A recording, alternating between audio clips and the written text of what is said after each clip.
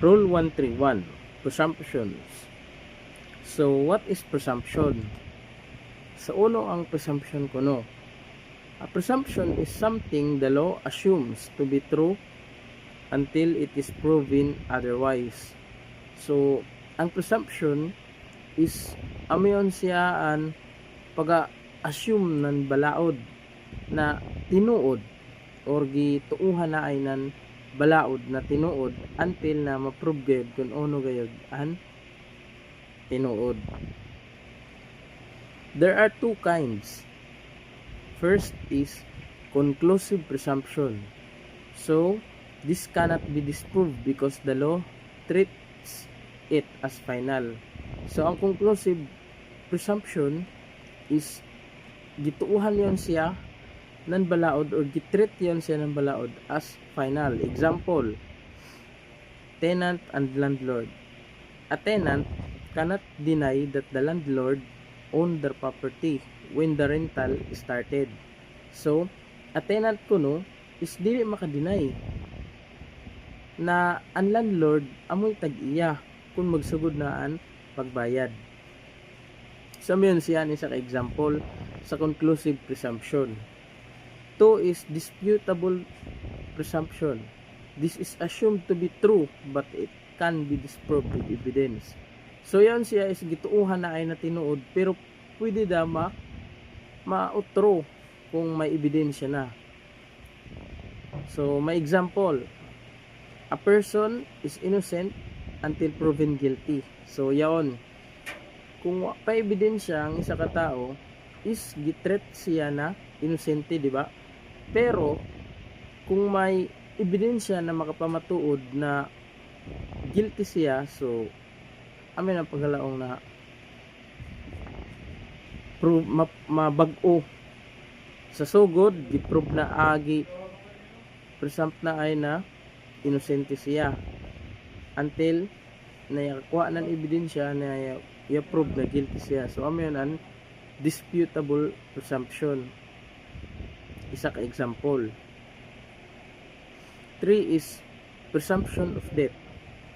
A person is generally presumed dead if they have been missing for 7 years and no one knows if they are still alive. So sa presumption of death is ang tao kuno generally is presumed dead or gituuhan na patay na if missing siya for 7 years and no one knows if they are still alive or waray gid yaka hibaw kung buhi pa ba siya. For inheritance, they must usually be missing for 10 years or 5 years if they disappeared after age 75. So for inheritance, kabahin ng mga na para ma-inherit nimo ang isa ka butang, under the presumption of death, they must be usually missing for 10 years. So dapat missing gid siya for 10 years or 5 years if they disappeared after age 75. So kung yawara siya 76 anya edad, dapat missing siya for 10 years or 5 years. A person is also presumed dead after 4 years if they disappeared in a shipwreck or plane crash. So ano sa katao ko no, i-presume isab na patay na after 4 years if yawara sila pinaagi sa pagkalunod ng barko or plane crash. Went missing during war. Sa panahon ng giyera, yawara sila. After 4 years, pwede na sila tuuhan na patay na. Was in another situation where death was highly likely. So, yaon sa isa ka sitwasyon na di gid kalikayan, kumbaga makahuna-una agad kita na bagang patay na tungod sa isa ka trahedya na di katuuhan ng mabuhi pa. Isa-isa biyon. For remarriage, so sa isa ka sitwasyon na para maka minyo otro, kumbaga ang isa ka tao is minyo, then anya partner is gituuhan niya missing, tapos para gituuhan niya patay na para kibali maka minyo si otro a spouse may remarry if the other spouse has been missing for 4 years or 2 years if the disappearance involved danger or death after obtaining a court declaration of presumptive death. So, para makasal o true ang isa ka tao na gituuhan na niya partner niya na yawara na for 4 years or 2 years if ang pagkawara is may tungod gid sa isa ka delikado na mga panghitabo or delikado na may mo resulta gid sa pagkamatay. Dapat makakuha siya ng court declaration of presumptive death sa court para maminyo si otro. So, marriage and children. The law also presumes that a man and woman living as husband and wife are lawfully married unless proven otherwise. So, ang balaod ko no is gatuo na isa ka man ug woman living as husband and wife are lawfully married unless proven otherwise. So, gituuhan ng balaod na ang isa ka babae ug laki nagatibo ba na asawa is lawfully married or yakasal unless kung ma-prove na dili gid sila kasal. So, isa yon siya na gi-presume ng law. Property acquired by qualified couples living together is presumed to be jointly owned. So, ang balaod isab so, gatuo na ang isa ka property na gipalit or giyakuha nan couples negatibo is gituuhan na sila duha ang tag-iya.